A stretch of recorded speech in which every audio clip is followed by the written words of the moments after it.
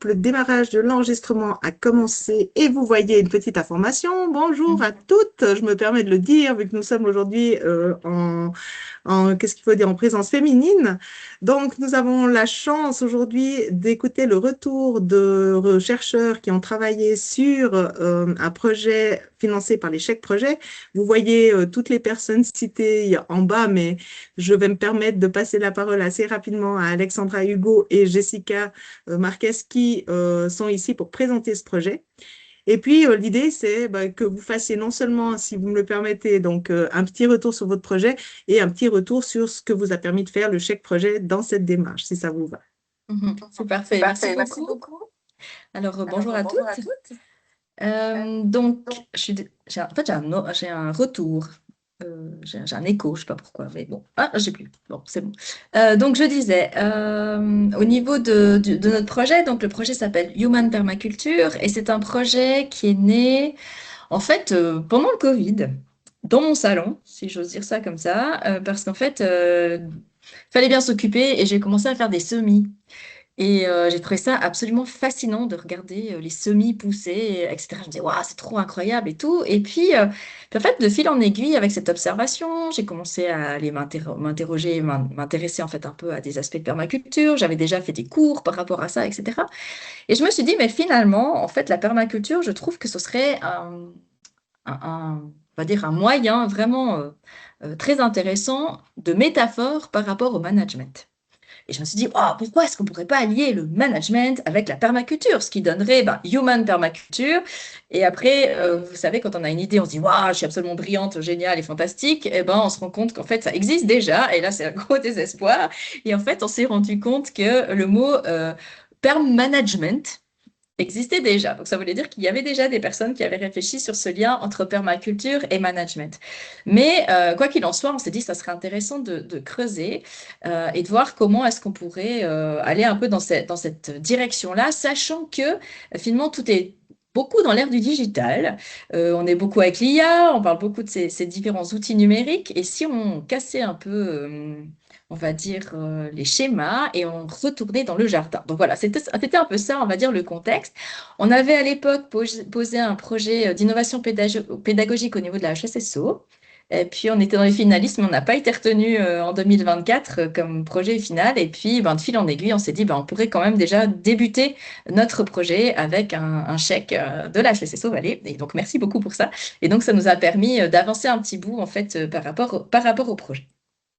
Donc, si maintenant le truc veut bien avancer, voilà. Donc, l'idée, c'était vraiment de se dire aussi, ben, maintenant, comment on est dans un projet pédagogique, comment est-ce qu'on lie la permaculture par rapport à la pédagogie dans une idée d'une nouvelle manière finalement d'enseigner si on allait dans le jardin. Donc, on était vraiment dans cette intuition de se dire, et si on pensait finalement la pédagogie d'une certaine manière un petit peu différente, donc moins digitale, et puis, ben, pour nous, ce chèque, vraiment, l'objectif, c'était d'aller dans un projet exploratoire pour comprendre un peu ce qui existait, puisqu'on avait déjà vu que le mot pair management existait. Donc, voilà, si on allait creuser un peu qu'est-ce qui s'est fait déjà dans la littérature, examiner aussi la pertinence en termes de pédagogie, notamment l'aspect de métaphore. Hein. Si on dit que la permaculture est une métaphore, ben, on avait des intuitions par rapport à ça, mais est-ce que c'était intéressant ou pas? Et puis, ouvrir peut-être de nouvelles pistes, notamment pour des pistes ben, de financement aussi, parce qu'évidemment, voilà, c'était l'idée d'aller dans cette on va dire, recherche exploratoire, mais après, ben, pour vraiment faire un déploiement d'envergure, enfin, oui, un peu le principe, évidemment qu'il nous faut du financement conséquent par rapport à ça. Ensuite, donc en gros, c'est-à-dire que si on prenait une approche holistique de l'apprentissage, donc vraiment globale et générale, qui mette l'accent sur de l'expérientiel. Parce que finalement, si on ramène les gens dans le jardin, on leur fait vivre une expérience. Alors, euh, pour la boutade, j'imaginais même peut-être demander à Xavier Bianco d'avoir des goodies, hein, style la pelle, les bottes en caoutchouc, etc. Enfin, blague mise à part.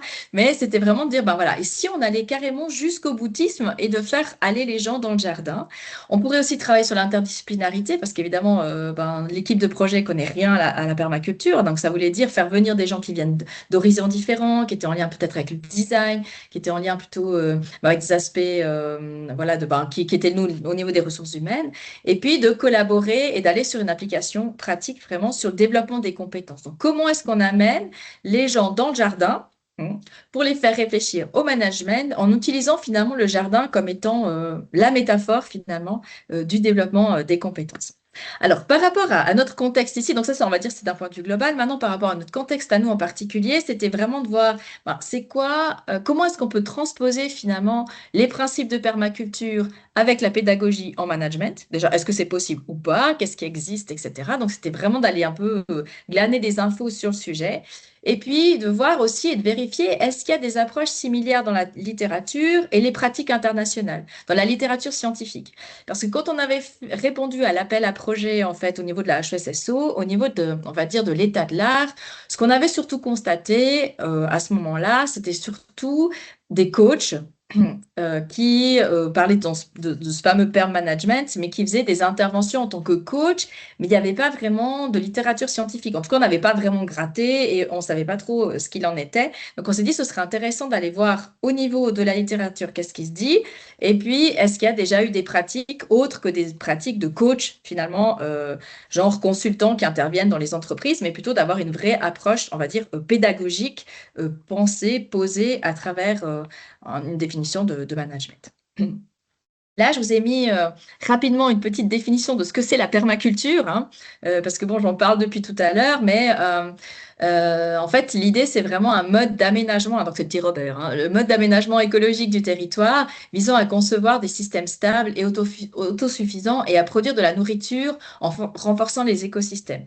Donc, en gros, on prend différentes plantes, on envisage différentes strates, on design littéralement on va dire la partie de culture, et puis on regarde en limitant les ressources, en ayant un vrai respect de la nature, comment est-ce qu'on peut arriver à avoir une productivité, on va dire, optimale. Donc en fait, c'était de se dire, par rapport à tous les concepts, les principes qu'il y a dans la permaculture, est-ce que ces principes peuvent être adaptés justement au niveau du management? Alors, par rapport à notre démarche en tant que telle, je vous parlais donc de la revue de la littérature.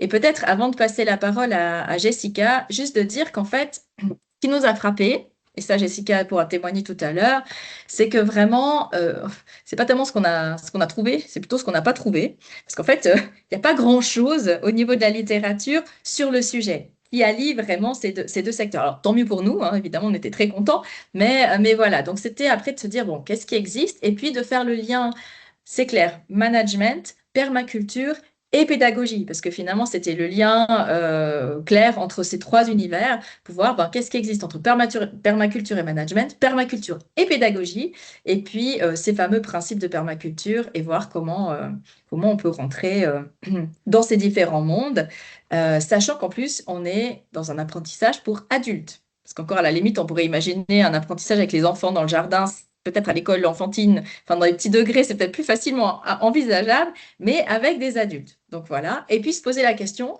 est-ce que la métaphore, finalement, ça facilite ou pas le transfert des connaissances dans les différents domaines? Alors Jessica, du coup, Oups, attends, j'ai fait une bêtise. Tic, tic, tic, tic, je reviens en arrière chez moi. Hop, voilà, je te laisse prendre le relais. Alors merci. Alors comme tu l'as dit, donc on s'est vraiment intéressé à principalement deux volets pour la littérature, donc à la permaculture et au management, où vraiment on a trouvé un petit peu des analogies, mais rien de très concret, et puis aussi à la permaculture et à la pédagogie, où là, encore une fois, on n'a pas trouvé grand-chose, mais ce qu'on a ensuite fait, c'est qu'on a fait un tableau synthétique avec justement les principes de la permaculture appliqués à la permaculture, à la pédagogie et au management. Et donc, les deux premières colonnes de ce tableau, donc vous voyez, c'est vraiment les principes. Il faut savoir qu'en tout, il y a 12 principes de la permaculture. Et ensuite, les trois autres colonnes, donc c'est la définition, que ce soit au niveau de la permaculture, du management et de la pédagogie. Et donc là, vous voyez que chaque principe, finalement, est déclinable dans ces trois domaines, donc en permaculture, en management, en pédagogie. Et si on prend un peu plus en détail le deuxième principe, donc capter et stocker l'énergie, en management, on parle de libérer et préserver les talents. Et puis pour chacune des descriptions, alors en permaculture, c'est l'idée de capturer, de stocker les ressources. quand elles sont abondantes pour pouvoir les utiliser plus tard si on a besoin. En management, on voit que c'est l'idée liée aux employés, donc libérer leur potentiel, préserver leurs compétences, leurs connaissances. Et puis finalement, en pédagogie, on voit que c'est lié à cette idée de productivité. Est-ce que les apprenants, ils ont assez d'énergie? Est-ce que les enseignants, ils ont assez d'énergie? Et l'importance justement d'avoir de l'énergie, de la motivation pour apprendre. Et puis, si on passe à la prochaine slide. Alors, au niveau un petit peu plus méthodologique pour cette revue de littérature, et comme Alexandra l'a dit, ce qui nous a frappé, c'est qu'on a vraiment eu des difficultés à trouver du contenu, surtout du contenu scientifique. Donc, on a vraiment commencé notre recherche de littérature avec le petit carré que vous voyez en bas, donc des mots-clés. On a utilisé le mot permaculture et on l'a associé à tous les autres mots. Ça nous a donné 7 équations de recherche. Et là, on a fait nos premières recherches sur Web of Science et Google Scholar. C'était pas très fructifiant, on va dire, on n'a pas trouvé grand-chose. Donc, on a fait des recherches complémentaires. Et là, on s'est intéressé du coup à Perplexity et à Google. On a trouvé plus de sources. Et donc, ce qu'on a vu, c'est que tout ce qui était permaculture, permanagement, c'était plus fréquent dans des pages Internet ou voilà, que dans des articles scientifiques. Et puis, on a fait une troisième recherche de littérature qui était là plus spécifique à l'apprentissage, à la formation. Donc, on a pris chacun de ces 12 principes et on les a associés. On a sorti des mots-clés, comme vous voyez ici, par exemple, observe, interact, et puis on les a associés à chaque fois à learning. Donc, pour voir si, par rapport à la formation, on trouvait d'autres articles intéressants. De ces recherches, on est tombé sur la page de Permalabs, donc je vous présenterai plus tard. Mais c'était vraiment quelque chose d'intéressant qu'on a trouvé parce ils s'intéressent à la même chose que nous finalement. Avec, vous allez le voir, il y a un petit peu des divergences par rapport à nos objectifs et leurs objectifs.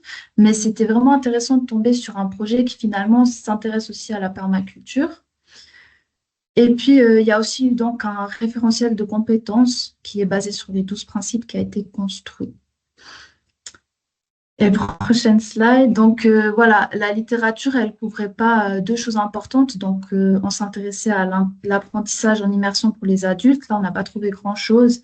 Et aussi au potentiel de la permaculture comme protocole de conception pédagogique. Donc là, c'était quand même par rapport aux articles qui portaient sur la pédagogie, souvent la permaculture, elle était aussi utilisée comme un protocole qui permettait justement de construire une formation, par exemple. Et pour la suite. Alors, pour la suite, donc en fait, l'idée à terme, ce serait d'arriver à un vrai référentiel commun qui serait peut-être pour les trois disciplines, hein, éventuellement, mais en tout cas par rapport à ce qu'on aimerait mettre en place. Alors, on n'a pas à proprement parler, créer un référentiel de compétences comme on l'entend d'habitude au niveau pédagogie en tant que tel. Mais par contre, ce qu'on a fait, là, vous avez les 12 principes au niveau de la permaculture, les 12 principes au niveau du management qui existaient déjà. Donc ça, on a d'une certaine manière pas inventé le truc, il existait. Par contre, ce qu'on a essayé de faire, c'était de mettre la métaphore au centre, en fait, de ce lien entre les différentes thématiques. Alors, par exemple, dans le principe numéro 1, on est sur observer et interagir, et puis comprendre son écosystème. Donc, observer et interagir, c'est au niveau de la permaculture, et comprendre son écosystème, c'est au niveau du management. Hein. Évidemment, c'est important de comprendre l'écosystème dans lequel on évolue. Et puis, c'était de faire le lien avec la littérature, avec la métaphore, justement. Et par exemple, un jardin. Qu'est-ce qu'on peut dire sur le jardinier attentif? Eh bien, tout comme un jardinier, on doit observer attentivement les plantes pour comprendre leurs besoins et tout comme un jardinier observe attentivement les plantes pour comprendre leurs besoins, on va y arriver, et interagir en conséquence, un manager finalement doit observer son équipe pour comprendre les dynamiques et intervenir de manière appropriée. Donc en fait, c'est pour montrer les liens qu'il y a entre les deux univers. Et ça, c'est souvent quand on parlait de human permaculture, par ailleurs, la difficulté qu'on rencontrait, parce que les gens se disent, mais attends, tu me parles de tomates, tu me parles de jardin, tu me parles de mauvaises herbes, puis tu me parles de management. Je vois pas le lien, quoi. Et puis, quand on donne des exemples, ça devient beaucoup plus concret, beaucoup plus facile à comprendre, en fait, on souhaitait mettre en avant. Et par exemple, on sait que dans la permaculture, il y a des plantes qui s'associent bien et d'autres qui s'associent moins bien. Alors, vous imaginez au niveau management, qu'est-ce que ça peut signifier? Peut-être que l'exemple, voilà, ça peut faire plus tilt parce que, c'est clair, il y a des personnes qui travaillent bien ensemble, puis d'autres peut-être moins bien. Ou alors, on peut avoir une plante qui, dans un environnement, prospère de manière magnifique. On prend la même plante, on la met dans un autre environnement et elle prospère beaucoup plus difficilement. Ben, un collaborateur, ça peut aussi être la même chose. Dans un environnement, peut-être qu'il n'est pas tout à fait optimal, si je veux dire ça comme ça. Par contre, il peut tout à fait déployer pleinement son potentiel dans un autre environnement. Donc voilà, c'était d'aller un petit peu gratter pour dire ben, le terrain, finalement, nous permet d'aller un peu plus loin. Et donc, en fait, je ne vais pas passer en détail, mais pour chacun de ces 12 principes, finalement, on a créé une petite phrase en fait, de métaphores pour appréhender en fait le lien qu'il y avait entre les deux. Puis après, ben, à partir de ce moment-là, créer le référentiel ne devrait pas poser problème parce qu'en définitive, on a facilement les différents éléments avec la définition qui est tout à fait réalisable, quoi, et réaliste. Voilà. Donc ça, c'était, on va dire, pour les 12 principes, mais on a trouvé, et comme l'évoquait Jessica tout à l'heure, on a découvert un autre projet européen. Quand je disais qu'on se dit, ah super, on a inventé le Graal, ben, déjà, Perm Management existe, pouf, et puis il y a Permalabs qui existe. Et donc, voilà, ça a été notre autre rencontre très riche, très intéressante, parce qu'on a pu rencontrer l'équipe de projet, un des chefs de projet de ce projet européen, et ça nous a ouvert ouais, plein d'idées, plein de... Voilà, une autre approche aussi. Jessica, je te laisse peut-être expliquer la rencontre. Oui, merci. Alors, comme vous le voyez, donc c'est un projet, donc on a pu avoir une séance avec eux. C'est un projet qui est financé entre autres par l'Union européenne à hauteur de 500 000 euros. Puis c'est un projet qui a une durée de 3 ans. L'objectif de ce projet, c'était d'inclure la permaculture dans des études en lien avec le management. Et ils ont cherché, donc ils ont fait des recherches, des analyses. Ils essayaient aussi d'apporter un soutien aux enseignants pour savoir comment est-ce qu'ils pouvaient intégrer les principes de la permaculture dans leurs cours. Et puis ils essayaient aussi de travailler sur l'engagement des étudiants. Donc dans la séance qu'on a eue, ce qu'on a vu, c'était qu'il y avait une convergence d'intérêts. Donc on s'intéressait à la même chose, donc à la permaculture dans le management, mais il y avait une divergence de posture dans le sens où nous, comme Alexandra et Elodie, on s'intéresse à la métaphore et on se pose la question de la plus-value d'aller sur le terrain. On se demande est-ce qu'on reste justement au niveau de la métaphore qui favorise l'apprentissage ou est-ce qu'on va carrément sur le terrain et est-ce qu'aller sur le terrain a une plus-value. Et eux, en revanche, ça ne faisait pas partie de leurs objectifs. Leurs objectifs, c'était plutôt de faire justement une revue de littérature que vous trouvez ici. Elle a été publiée depuis qu'on a eu la séance avec eux. Cette revue de littérature, elle montre que les travaux qui portent sur la permaculture, ils sont tous plutôt anciens et ils datent des fondements de la permaculture. Ils ont aussi fait des entretiens et ils étaient en train de mettre en place des MOOC qui portaient sur la capacity building. Et puis, donc, c'était vraiment ça à retenir, c'est qu'on avait les mêmes intérêts, mais des postures différentes. Et c'est donc peut-être potentiellement des partenaires pour la suite à voir. Ouais, effectivement. Et puis, en fait, par rapport à Permalabs, la grosse différence, c'est qu'en fait, ils n'allaient pas sur le terrain. Donc, en fait, ils font juste le lien comme ça, mais ils n'ont pas les boîtes en caoutchouc brandées HEC Valley. Donc, vous avez bien compris. Donc, après, c'était de se dire, mais finalement, si on va un peu plus loin et en marge de ce qu'on est en train de réaliser actuellement, c'est dire, ben voilà, il y a aussi cette logique, ces boucles d'apprentissage. On sait que l'expérientielle, elle est vraiment très importante. Donc, de vivre les choses pour avoir une approche réflexive, aller chercher les différentes ressources qu'on utilise et puis faire les liens finalement avec les apprentis, enfin les savoirs finalement. Ben, ça passe par l'expérience et la boucle d'apprentissage vit là-dessus. Donc, faire de l'expérientiel, c'est intéressant. Donc, peut-être aller dans le terrain, ce serait très intéressant.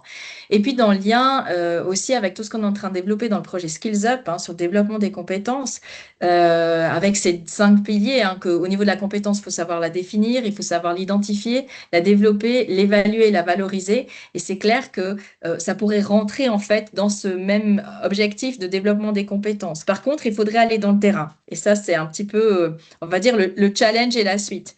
Parce que, voilà, au niveau de nos résultats, finalement, on arrive à un modèle, on est dans un modèle. Dans le modèle de la synthèse, voilà, peut-être Jessica, si tu veux en parler de ces modèles synthétiques des réflexions. Oui, alors on a eu plusieurs échanges et on a vraiment beaucoup parlé et on a abouti à ce modèle-là. Donc nous, vraiment, on s'intéresse donc à la formation au management en utilisant les 12 principes du management. Et l'idée, la question qu'on se pose aujourd'hui, c'est est-ce que justement le niveau de la métaphore de la permaculture est suffisant? Car on sait que les métaphores, elles aident à transposer des connaissances d'un domaine à un autre domaine et donc elles favorisent l'apprentissage, entre autres. Est-ce que ça, c'est suffisant ou est-ce qu'au contraire, il faut passer par l'artefact du jardin et donc aller en pratique dans le jardin et vraiment apprendre le management par le biais des 12 principes de la permaculture via le jardin concrètement. Et on se pose donc la question de la plus-value de l'apprentissage expérientiel via la pédagogie de la permaculture. Ouais.